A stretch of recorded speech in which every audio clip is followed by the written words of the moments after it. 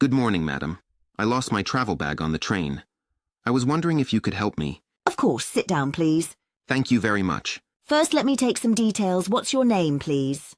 My name is Paul Smithers. Smithers, could you please spell it? Paul Smithers, Smithers. All right. And when did you find you lost your travel bag? Yesterday evening. I just finished a whole day's paperwork and took the train to return home. I was completely exhausted. Yesterday.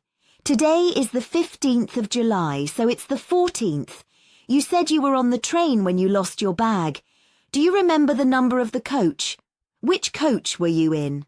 What do you mean? Each coach has different letters represented its unique functions.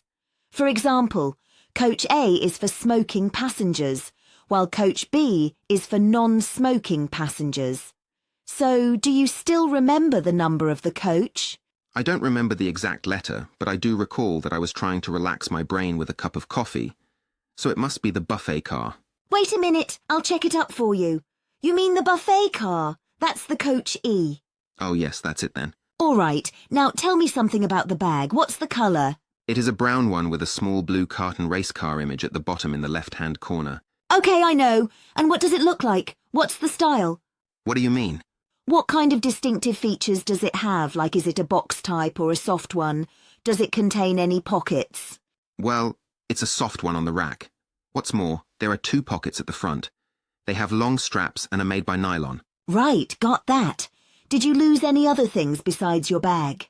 My jacket, which is made up of leather, and my notebook were in it. I am sorry to hear it. Do you remember where did you exactly put them? Well, I walked in the coach, sat down beside my table, ordered my coffee, then, I found there was not enough space to put my stuff. So, I put them by the door, and I forgot to take them when I leave. OK, I know. So how much do you think the lost item cost? Well, my travel bag was about £100, but the leather jacket cost me £345 and the notebook. It is not worth much itself, but it contains all the contact I need. It's so frustrating. We also need your personal information. No problem, please. Where do you live? 21 Kirke Street, Kierke Street, Canterbury. Kirk Street. My cousin also lives there, and I went there sometimes. A quiet street, isn't it? Yes, indeed. Have you ever been to the park at the corner of the street end? It's very quiet and beautiful. My aunt and uncle like there so much that they go there almost every week. Not yet, but I'll certainly try there sometime. Let me see. Where were we? Oh yes, your postcode. GW432HA. Phone number. 321-8892. OK, I think that's all we need at the moment. We'll contact you as soon as we have any information on them. Thank you very You'll much. hear a talk You're welcome. given by a tour Bye. guide who will introduce you to one of the most fascinating places called Dinosaur in Canada, known for its incredible prehistoric landmarks and unique attractions. Hello, everyone.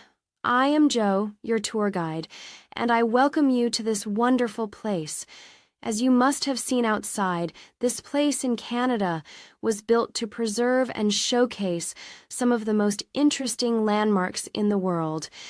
I am here to give you a brief introduction of what we have and where we would be going on this tour. We will begin our tour by exploring the awe-inspiring display of the world's largest dinosaur bones, which are truly magnificent in size. It is at the foot of Rocky Mountains.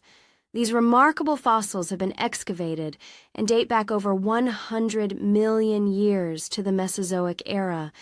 It's worth noting that during this visit, you will have the opportunity to observe around 170 meticulously preserved dinosaur footprints.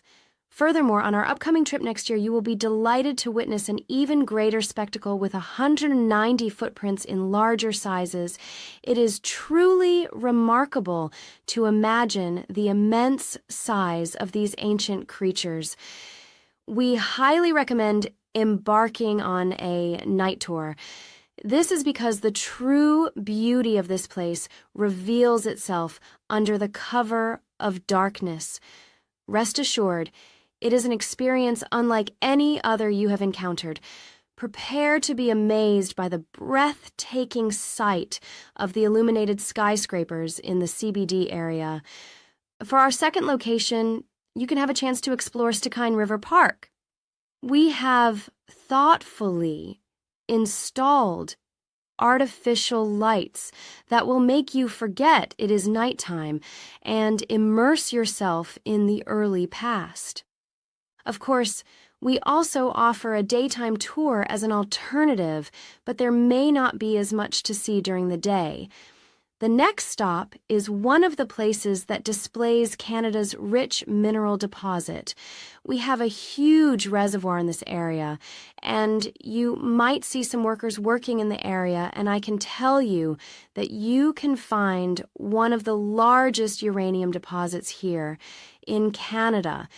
There is also an agricultural development site here. Plans are ongoing to expand it in the nearest future. And don't miss out on checking out the nearby rest area by the highway. It's the perfect spot to snap some awesome photos and soak in the stunning views. Trust me, you'll have plenty of chances to capture jaw-dropping images that will totally blow your mind. Perhaps the most special feature of this third stop is the presence of raccoons in Science Center Museum. Oh my, these are so beautiful, and their blue color is just amazing and always makes them stand out. Raccoons are many in the area, and they are quite intelligent and curious creatures, as you would see. You also get to see a river at this stop. Though it's not the longest, it's one of the cleanest in the world. So, as you relax, you get a very great view at this third location. This river is devoid of a lot of contaminants usually seen in rivers, and the government has taken extra precautions to ensure that it remains so. To embark on this wonderful tour, of course, we would need transportation, and this has been well catered for. You would have noticed a lot of horses in the area while coming in. Yes, you can ride on the horseback as we go along, but this mode of transportation would require a permit from the authorities. So once you have your IT, you can go see any of the handlers as we move. If you don't have, there is no problem. The primary mode of transportation here is by boat, and they have boats available for use. As you may have been informed, exploring on foot is more enjoyable, but it can be easy to get lost in certain areas without proper road directions. It is advisable to have a tour guide or travel in groups. In terms of the inner city bus, it is not accessible during this time of year. However, if you return in 2 months, it will offer a different You will hear a student, experience. Millie, and her professor, Mr. Fraser, discussing medicine courses. First, you have some time to look at questions 21 to 24.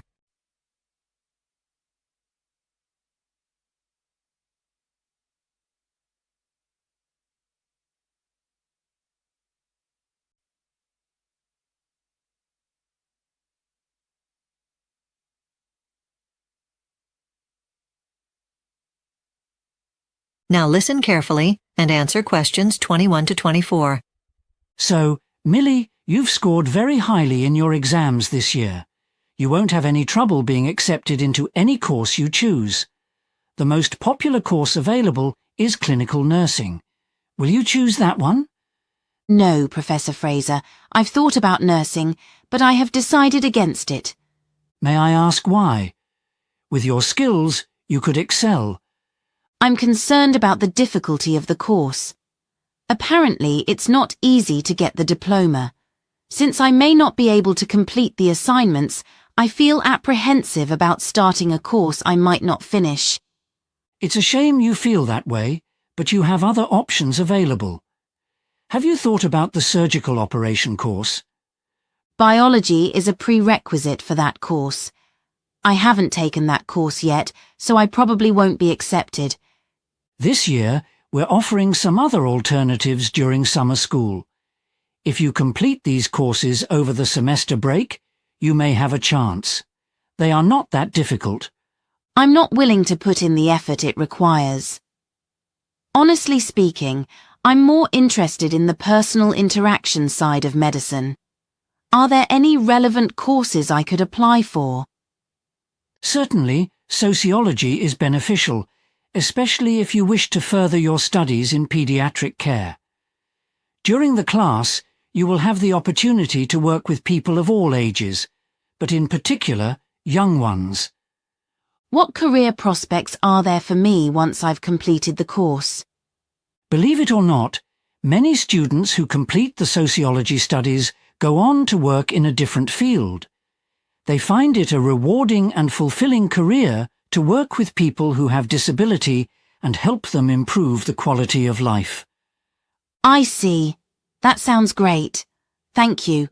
Before you hear the rest of the discussion, you have some time to look at questions 25 to 30.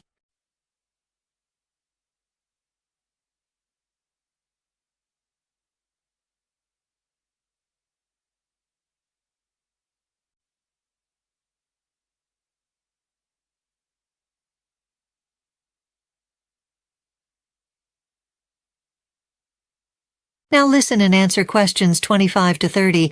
I'm just not sure what I want to do with my life. What do you suggest?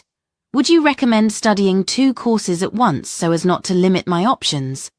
Many people have done that, but it's difficult. Studying one course causes enough stress, and adding another course would be extremely challenging. You could try a different subject other than medicine, but I recommend you find the exact branch of medicine you want to study and put your focus on that. The health and social care course is popular. Though I'm interested in this subject, I am not sure whether I should choose it. Are there enough grants for it? Yes, I guess so. It has acquired a lot of financial support recently, so your research possibilities won't be limited. Also, I do know that Professor Rhodes has a good reputation. He's one of the most respected professors in his field. Oh, yes.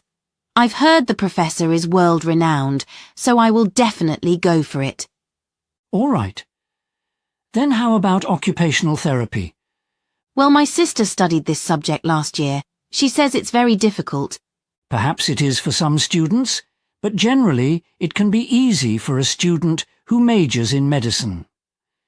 Actually, the textbooks used are published by our school, and the writer is a teacher in the medical department, so if a student finds them difficult to understand, he can get quick response from the teacher for clarification, which will be of great help in occupational therapy research. That's really great. And I also heard that the textbook is quite easy to follow, but I'd prefer a hands-on career rather than combine myself to a research role, so I probably will think about other courses. Whatever you choose, Milton University is the best school for you, and I highly recommend it. The lecture theatre is kind of old, but last year the Ministry of Education handed out grants to the top universities, and Milton was on the list. What's been upgraded? I heard they developed a new medical facility. Not really, but they are going to do that. Although they did spend a large amount of money on the existing medical department. The entire building was renovated and new equipment was purchased. I'm still having trouble making a decision. Is there any information on this school's website?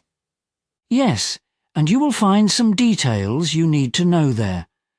Some people have found it useful to discuss with graduating students the benefits of studying their subject. But in terms of familiarizing yourself with the content of the course, you could do no better than talking with the tutor and getting to know him or her. Perhaps I'll try that. It's not that I want to choose an easy path. I know that only through hard work can I excel in any field. I just have so much trouble making up my mind. I know there will be funding and scholarships available for particular courses, but I can't choose. By all means, discuss your concerns with other teachers. They're all quite busy, you know. I'll think about it.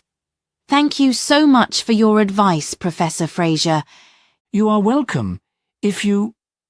That's the end of part Part 3. You now 4. have half a minute to check your You will answers. hear a lecture about the development of the tunnel linking France and England. First, you have some time to look at questions 31 to 40.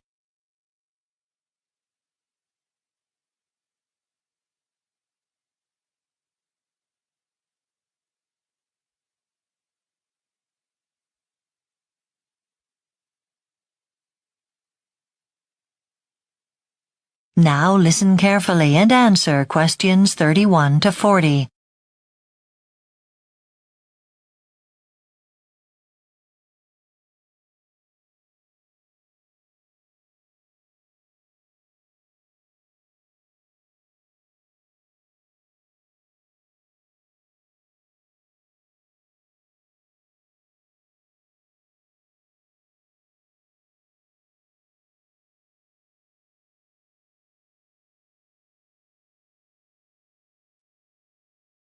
The strip of sea separating France and England, which in English is simply called the Channel, is only 34 kilometres across at the shortest point.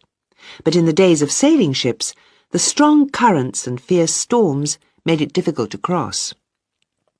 In favourable conditions, the voyage took 6 or 7 hours, but it could equally well take days or even a week. In 1750, a competition was launched in the city of Amiens in northern France for a scheme that would improve trade links between the two nations.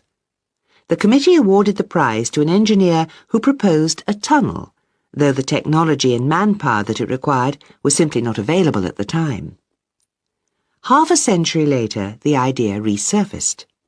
In 1802, during a break in hostilities in the war between France and England, a French mining engineer put forward another scheme for a tunnel. The scheme was supported by the Peace Party among English politicians, but the resumption of war dashed their hopes. By 1850, Europe was much more industrialized. In 1867, a French hydrographic engineer presented his government with a proposal for a tunnel to carry trains. As regards the engineering, this was quite feasible. Tunnels through the Alps were under construction, and the Suez Canal was nearing completion. A committee was set up in the following year to explore the possibility, and in 1880 they started excavating to build tunnels from both coasts. But British public opinion turned against the idea, and in 1882 the government put a stop to the digging.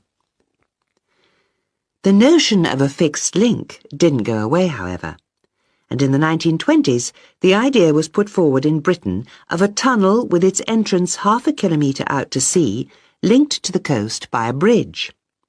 But in the economic climate of the 1930s, neither country could afford the vast undertaking of any sort of tunnel. During the 1950s, the idea was again considered seriously. But it was not until 1985 that it was finally agreed, and the two governments staged a competition for the best proposal. The committee came down in favour of the tunnel for trains and shuttles only. The reasons that were given largely centred on the finances, which were considered to be the soundest put forward. It was also thought that, compared with the alternative options, the technical risks of the tunnel were considerably reduced, not least because as a pure engineering exercise, it called for little in the way of innovative technology. In fact, solving logistical, environmental and other problems created more headaches than the engineering. The tunnel was regarded as the safest way for people to get across the channel, and unlike a bridge, it wouldn't impede shipping. Excavation of 3 tunnels started in 1987 from both sides at once, and the first one to form a continuous link between the two countries reached its breakthrough point in December 1990, just to the French side of the international border. The tunnel was eventually opened to traffic in 1994. The system consists of 3 tunnels. The 2 outer tunnels, which carry the shuttles and trains, are known as running tunnels. They're each separated by 8 metres of rock from the smaller service tunnel, which goes along the middle between them and is used for maintenance. Every 375 metres, the 3 tunnels are linked by cross passages, which provide ventilation and easy access for maintenance. Once the high-speed train link between the English coast and London is... That is the end of Part 4. You now have 45 seconds to check your answers to Part 4.